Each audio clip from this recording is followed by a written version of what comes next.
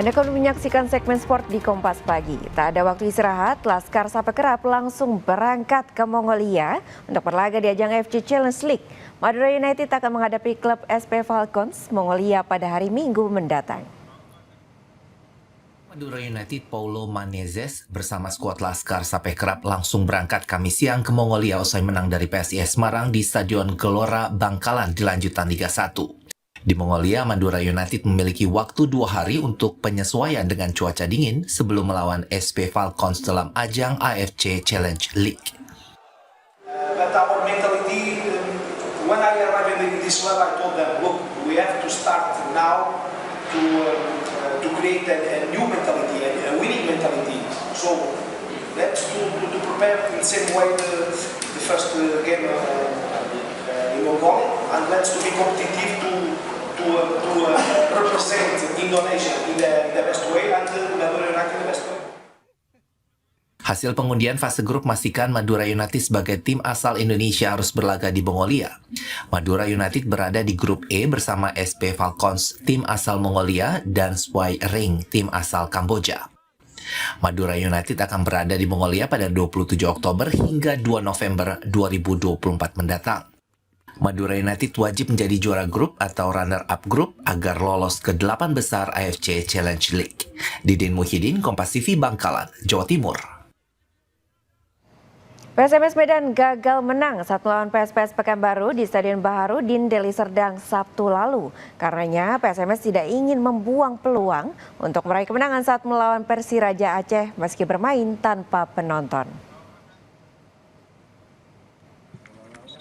Pertandingan PSMS Medan menghadapi Persiraja Banda Aceh yang akan berlangsung di Stadion Haji di Murtala, Banda Aceh akan digelar tanpa penonton. Pasalnya tim tuan rumah Persiraja mendapatkan sejumlah sanksi dari laga kandang terakhir saat menjamu PSPS Pekanbaru. Salah satu sanksi terberat adalah 4 pertandingan kandang tanpa penonton. Namun untuk pelatih Nil Maizar, sanksi ini menjadi sebuah keuntungan bagi PSMS Medan.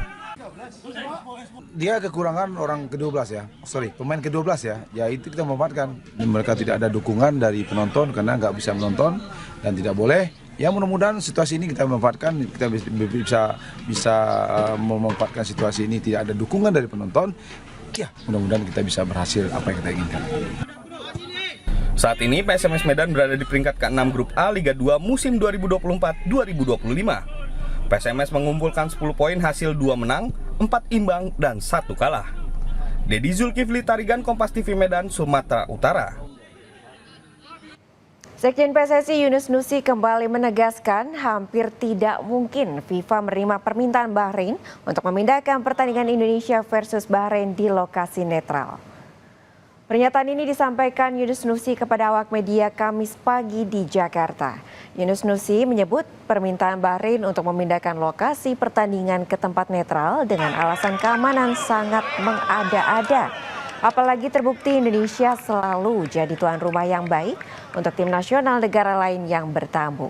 Nyaris tidak ada keluhan keamanan yang disampaikan tim lain ketika berlaga di Indonesia. Hal inilah yang akan jadi pertimbangan FIFA di tengah isu yang digulirkan Bahrain. Apalagi FIFA juga belum melakukan tindakan apapun termasuk berkomunikasi dengan PSSI terkait isu keamanan tim tamu.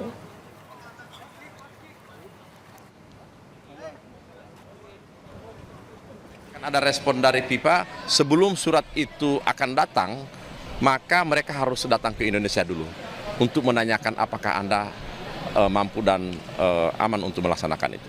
Selama FIFA tidak akan datang ke Indonesia untuk menanyakan baik itu kepada federasi maupun kepada pemerintah, kami seperti yang kami ketahui di FIFA, mereka tidak akan mengeluarkan atau merespon keinginan Bahrain.